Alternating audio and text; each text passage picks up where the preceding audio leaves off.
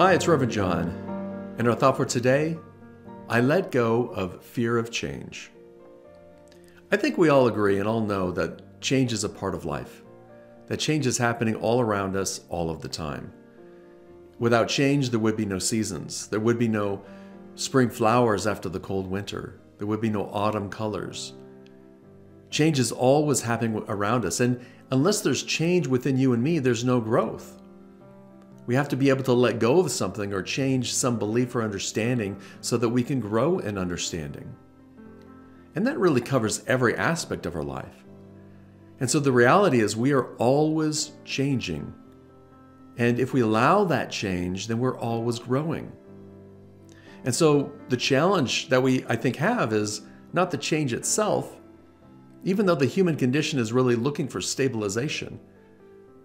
Right? The human condition says, I don't want anything to change, therefore I know what to expect. And when we don't know what to expect, it's that predictability that we're seeking that becomes unstable, and that leads to fear. And I think a lot of our fear about change isn't reality, because if we look at what might change in our life, then we think about what's the worst case scenario. And gosh, now I have a fear of that coming true. And that worst case scenario becomes the lens of everything we look at in the world. Hope nothing changes because this is the worst case scenario. But in many times, some of those changes that we thought were horrible turned out to be our best opportunity. Sometimes our fear is based in the future. Sometimes our fear is based in the past, or what we perceive to a previous change has caused in our life. And so that fear is what we need to let go of.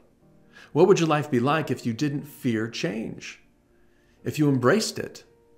If you just looked at life and said, okay, this is what is, this is what's stable, and what's changing? And how can I grow out of it?